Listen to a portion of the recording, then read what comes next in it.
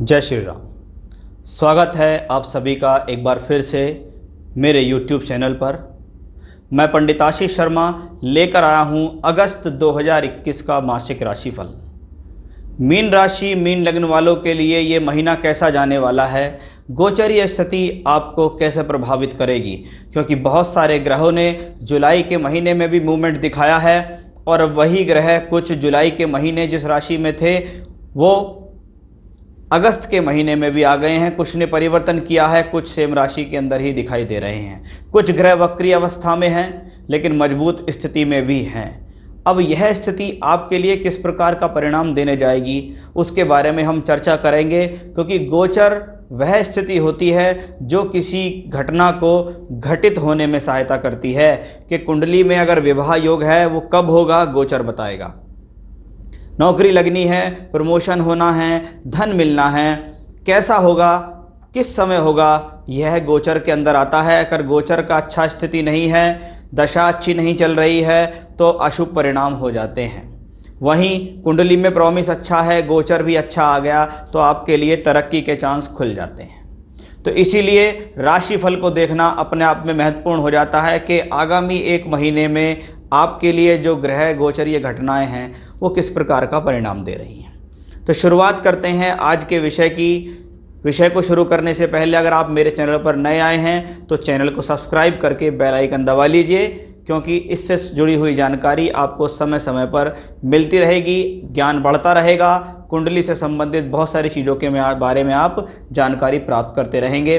सबसे पहले गोचरीय घटना को देखते हैं कि ग्रहों की स्थितियाँ कहाँ चल रही हैं। राहु केतु अभी भी उसी मूवमेंट पर हैं, यानी वृषभ राशि और वृश्चिक राशि पर एक तरीके से राहु केतु का अक्ष बना हुआ है। वहीं बृहस्पति कुंभ राशि के अंदर वक्रत्व स्थिति में हैं और शनिदेव मकर राशि में वक्रत्व स्थिति में हो रहे हैं। सूर्य और बुध का योग आपकी राशि लगन विशेष से पंचम स्थान, बुद्धि स्थान, लक्ष्मी त्रिकोण स्थान में महीने के शुरुआत में दिखाई देगा। वहीं सूर्यदेव 15 अगस्त को राशि परिवर्तन करेंगे और बुध लगभग 8 या 9 तारीख के आसपास राशि परिवर्तन करके सिंह राशि के अंदर आ जाएंगे। मंगल शुक्र की युति महीने के शुरुआत में आपको यहाँ दिखाई देगी, क्योंकि मंगल देव तो 20 जुलाई को राशि परिवर्तन कर गए थे, नीच से सिंह राशि में आ गए, तो ये ग्रह तो इसी राशि में रहने वाला है इस महीने। लेकिन शुक्र लगभग 11 तारीख को हम समझ सकते हैं यह ग्रह राशि परिवर्तन करके अपनी नीच राशि की तरफ प्रवेश कर जाएगा। तो ये तो थी एक गोचरीय ग्रहों की स्थितियाँ महीने के शुरुआत में, यानी 1 अगस्त को कैसी रहने वाली है। अब पूरे महीने ये आपको कैसा फल देंगे उसके बारे में हम यहाँ आपसे चर्चा शुरू करने वाले हैं। चलिए चर्चा की शुरुआत करते हैं। सबसे पहले हम सूर्यदेव से, जो कि ग्रहों के राजा हैं, सभी ग्रहों के संचालित करने वाले हैं और ग्रहों की मूवमेंट सूर्य के चारों तरफ होती है। सूर्य को आपकी राशि लगन से छठे घर का स्वामी कहा गया, यानी ये वह ग्रह है, यानी सूर्य को यहाँ जिम्मेवारी मिली है आपके जीवन में संघर्ष, झगड़े, झंझट, बीमारी, परेशानी, इन सब को देने की और इनको सॉल्व करने की, क्योंकि ग्रह जहाँ का स्वामित्व होता है वहाँ के रिजल्ट तो देता ही है।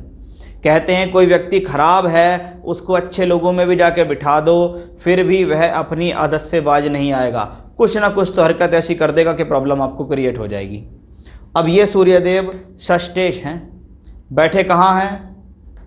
पंचम भाव में बैठे हैं। पंचम भाव में जब षष्ठेश हो तो सबसे पहले व्यक्ति को अपनी बुद्धि पर नियंत्रण रखना चाहिए, क्योंकि यहाँ से आपके डिसीजन शुरू होते हैं, क्योंकि पंचम भाव आपकी बुद्धि, आपके विवेक, इन सब के लिए जाना जाता है। वहीं पंचम भाव से हम शिक्षा, लव लाइफ, रिलाई और रोमांस, ये सब चीज़ हम पंचम भाव से देखते हैं। जब सूर्य जैसा ग्रह षष्ठेश होकर वहाँ बैठे तो आपके जीवन में आपके डिसीजंस कुछ गलत हो सकते हैं, आपको कुछ छटपटाहट हो सकती है, संभवतः ऐसा भी हो सकता है कि संतान के साथ आपके कुछ मनभेद हो जाएं, क्योंकि पंचम भाव संतान का भी है। पेट से संबंधित कोई रोग, आँखों का चश्मा अचानक से बढ़ जाना, ऐसी समस्या इस प्लैनेट के कारण संभव दिखाई दे रही है जब सूर्य पंचम भाव में बैठे हुए हों। तो इस दौरान शुरू की गई जो शिक्षा होती है वो शुरुआती तौर पर बाधित देखी जाती है, लेकिन बाद में यह स्थिति अच्छी हो जाती है, क्योंकि सूर्यदेव 15 अगस्त को राशि परिवर्तन करेंगे। राशि परिवर्तन करके ये ग्रह अपने पंचम से निकलकर स्वयं राशि के अंदर ट्रांजिट कर जाएगा।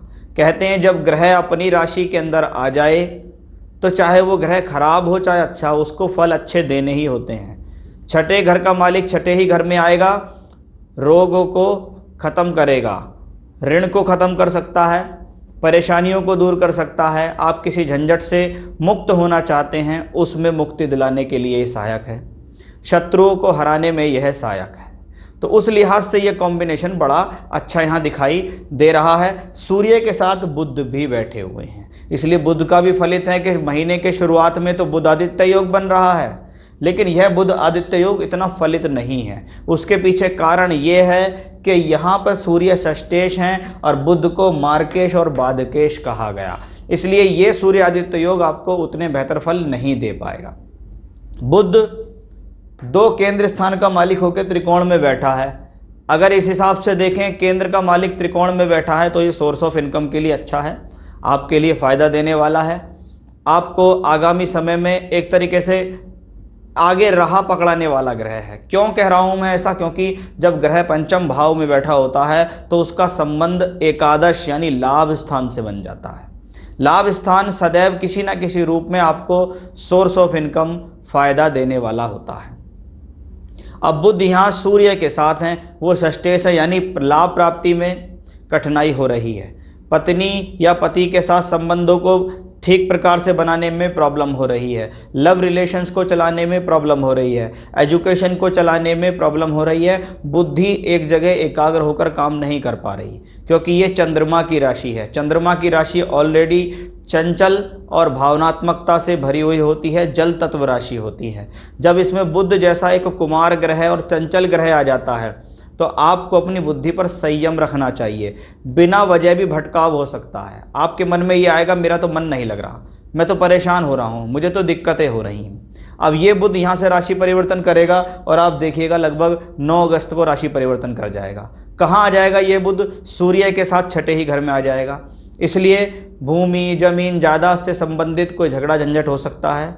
इस दौरान किसी भी प्रकार का कोई वाहन, लैंड परचेज आदि ना करें, किसी प्रकार का सौदा भूमि से संबंधित ना करें, प्रॉपर्टी से रिलेटेड कोई घटना ना करें। एक बात। दूसरा, इस दौरान पति पत्नी के बीच संबंध खराब हो सकते हैं, क्योंकि ये छठा है और ग्रह यहाँ से द्वादश में आएगा तो ये हेल्थ इश्यूज भी क्रिएट कर सकता है। सूर्य वहाँ बैठे हुए हैं, स्थिति को संभाल देंगे, लेकिन बात तो यह है कि वो छठे में है तो प्रॉब्लम तो देगा। प्रॉब्लम देने के बाद ही तो उसको सॉर्ट आउट करेगा। इसलिए आप इस चक्कर में ना रहें कि सूर्य चीज़ को संभालेगा। तो सूर्य बुध की ये युति जो शुरुआत में यहाँ बन रही है वो बाद में यहाँ बनेगी, लेकिन ये उतनी कारगर, उतनी सफल साबित नहीं होगी। इसलिए यहाँ परिवार के सुख को भी संभालना है, क्योंकि वो चतुर्थेश होकर छठे घर में है। तो सुख शांति का अभाव नहीं होना चाहिए, क्रोध नहीं होना चाहिए, मनभेद नहीं होने चाहिए, उसका आपको विशेष रूप से ध्यान रखना होगा। बृहस्पति तो द्वादश में वक्री होकर बैठे ही हैं, वो आपके लगन राशि के मालिक भी हैं। उसके बारे में भी हम अभी चर्चा करेंगे कि सूर्य बुध की स्थिति तो हमने यहाँ बता दी। बृहस्पति देव को देखिए, वो वक्री होकर द्वादश में है। आपके कर्म स्थान को संभालने वाले, आपके मान सम्मान को संभालने वाला ग्रह जब द्वादश में गोचर करे और वक्री हो जाए तो ज़रूर कुछ ना कुछ लाइफ के अंदर ऐसी स्थितियाँ बन जाती हैं जो अवरोध उत्पन्न करती हैं। इसको मैं अवरोध इसलिए कहूँगा क्योंकि वो कर्मेश भी हैं कि मेरे द्वारा किया हुआ जो कर्म है वो व्यय हो गया, खर्च हो गया, मैं काफ़ी एफर्ट्स कर रहा हूँ लेकिन मुझे उसका पूरा फ़ायदा नहीं मिल रहा है। बृहस्पति हैं, धन के प्रबल कारक होते हैं, और जब वो वक्री हो जाएं तो कभी कभी पैसा आता हुआ भी रुकता दिखाई देता है। अब इस ग्रह के ऊपर अन्य ग्रहों का प्रभाव भी है, क्योंकि गोचर कभी अकेले फल नहीं दे पाता। अगर उस पर किसी ग्रह की दृष्टि या प्रभाव है तो उससे और ज़्यादा वो प्रभावित हो जाता है। अब आप देखिएगा कि मंगल और शुक्र, मैं यहाँ खास तौर पे मंगल की दृष्टि ज़्यादा मानूंगा, क्योंकि शुक्र तो परिवर्तन कर जाएंगे। मंगल इसी राशि में रहेगा अगस्त के महीने। मंगल एक राजसिक राशि में छठे घर में रहेंगे और मंगल की दृष्टि यहाँ बृहस्पति पे आएगी। कौन है मंगल? धन भाव और भाग्य स्थान का मालिक है, लेकिन वो छठे में है और लग्नेश दशमेश द्वादश में है। इसका मतलब एफर्ट्स बढ़ रहे हैं।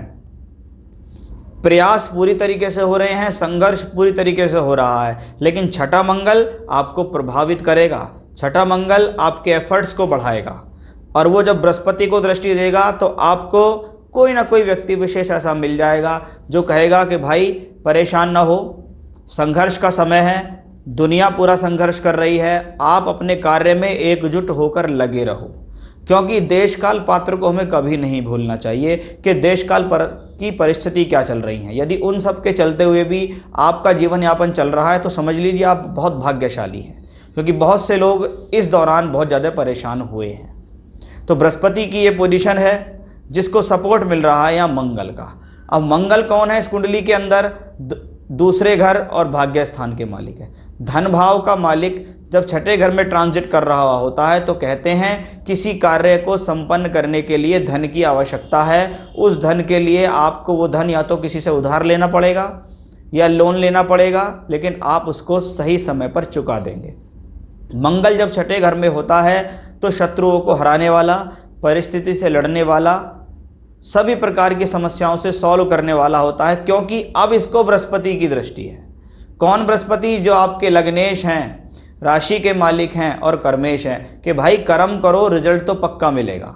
जब भाग्य स्थान का मालिक अपने से दशम में हो और वापस भाग्य स्थान को दृष्टि भी दे रहा हो तो इसका मतलब यह है वो मंगल है, पहले वो संघर्ष कराएगा।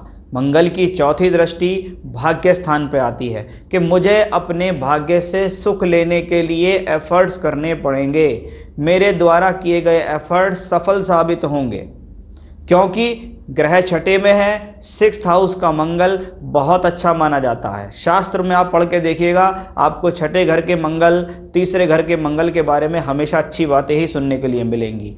क्यों? क्योंकि ये वो ग्रह हैं जो मेहनत और साहस के लिए जाने जाते हैं, और मेहनत और साहस ज़्यादा कहाँ से होती है? तीसरे घर से और छठे घर से। तो मंगल वहाँ बैठकर अच्छा महसूस करते हैं। और सूर्य की राजसिक राशि में है, इसका मतलब है किसी न किसी प्रकार से सरकारी क्रियाकलाप, सरकारी कार्य, सरकारी नौकरी, इनसे संबंधित कार्यों में भी आपको सफलता मिल सकती है। हो सकता है आपने कोई एग्ज़ाम दिया हो, उसका रिजल्ट आना हो, सरकार से कोई लाभ पाना चाहते हो, इंटरव्यू हो आपका, उसमें आपको सफलता पानी हो, तो उस लिहाज से ये कॉम्बिनेशन आपके लिए बहुत बेहतर है। आप अपने प्रयास जारी रखिएगा, क्योंकि यहाँ मंगल भी और यहाँ बृहस्पति भी दोनों आपको पूर्ण तरीके से सहयोग दे रहे हैं। शुक्र के बारे में बात करेंगे। शुक्र कौन है? तीसरे और अष्टम का मालिक है, यानी जहाँ का वो मालिक है वो जगह अच्छी नहीं है, और जहाँ पे बैठा है वो जगह भी अच्छी नहीं है। अब शास्त्र में उल्लेख है जब खराब भाव का स्वामी खराब भावों में बैठे तो विपरीत राजयोग बन जाता है। यानी 6, 8, 12 के मालिक अगर 6, 8, 12 में बैठ जाएं तो स्वग्रही हो जाते हैं, लेकिन एक दूसरे की राशि में बैठ जाएं तो विपरीत राजयोग है। यहाँ अष्टम का मालिक छठे घर में बैठा, विपरीत राजयोग। विपरीत राजयोग का फल कब मिलेगा? जब आप विषम परिस्थितियों में फंसेंगे, तब ये ग्रह आपको वहाँ से निकाल के लाएगा। यानी विपरीत राजयोग का सीधा सीधा अर्थ यहाँ ये है कि विपरीत परिस्थिति में मिलने वाला फल। यहाँ ये मंगल के साथ युति बना रहा है और मंगल भाग्येश है।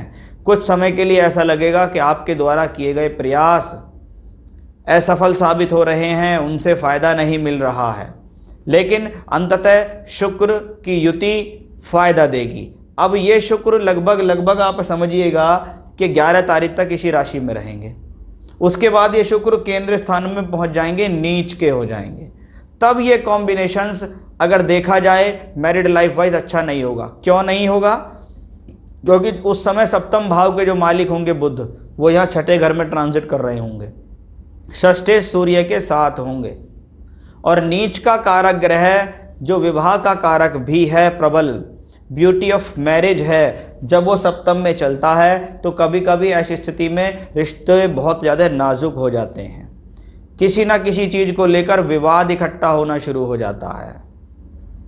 आपको अपने चरित्र पर भी बहुत ध्यान देना होगा। हो सकता है आपके कैरेक्टर की वजह से आपकी मैरिड लाइफ में प्रॉब्लम आनी शुरू हो जाए, आपकी लाइफ में किसी महिला या पुरुष का इंटरफेयर हो सकता है, क्योंकि मंगल शुक्र की युति जो छठे में बन रही है, फिर ये शुक्र नीच का हो जाएगा, यानी आपकी उत्तेजना को बढ़ा सकता है।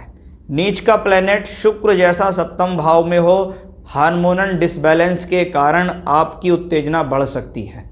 आपका अपोजिट सेक्स के प्रति आकर्षण बढ़ सकता है। किसी प्रकार की सेक्सुअल डिजीज़ हो सकती है। पुरुषों के रोग या महिलाओं के रोग भी आपको इस दौरान मिलने की पूर्ण संभावना है, क्योंकि ग्रह छठे से निकलकर अष्टमेश होते हुए सप्तम में आया है। तो आपको इसके प्रति काफ़ी विचार अवश्य करना होगा कि मन में किसी प्रकार की कोई जल्दबाजी, खराब बात, कुछ अप्रिय संकेत मन आपका दे रहा है कि ऐसे कर लो, किसी को पता नहीं लगेगा, रिलेशन बना लो, खराब कर लो, तो आप इसके स्वयं जिम्मेवार होंगे, क्योंकि ग्रह ने तो अपना इंडिकेशन दे दिया है। क्योंकि ये 11 तारीख तक इसी राशि में रहेगा और उसके बाद ये आपको प्रॉब्लम क्रिएट कर सकता है। क्योंकि बहुत से लोगों को पिछले समय में भी मेरी बात हुई है, उन्होंने ये कहा कि हमारी लाइफ में लव रिलेशन है। कहाँ से शुरू हुए? जब ये शुक्र कर्क राशि में था, कर्क में आया, कर्क से सिंह में आया, अब आ रहा है सप्तम में नीच का। इसलिए सावधान होना पड़ेगा, नहीं तो नुकसान के लिए तैयार हो जाओ। अब बात मैं करता हूँ राहु और केतु की। उच्चस्थ राहु, उच्चस्थ केतु। शुक्र की राशि का राहु है, तीसरे घर का राहु है तो अच्छा है, लेकिन ये बैठा शुक्र की राशि में है, इसलिए इसके फल शुक्र से प्रभावित होंगे। और शुक्र वही ग्रह है जिसके बारे में मैं अभी चर्चा कर रहा हूँ।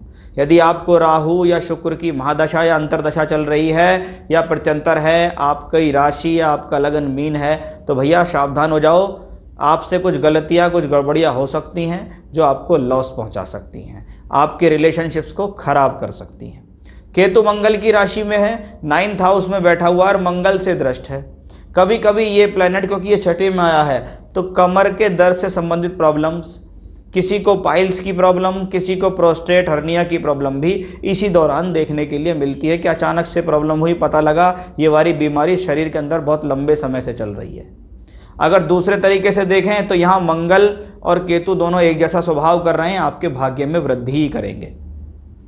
शनिदेव एकादशेश होकर एकादश में है, लाभ भाव का मालिक लाभ भाव में है, वक्री भले ही है लेकिन स्वयं राशि का है, और अगर वो पिछले राशि में तो आएगा ही नहीं, अपनी राशि में प्रबल रहेगा। लेकिन इसको प्रभावित कौन कर रहा है?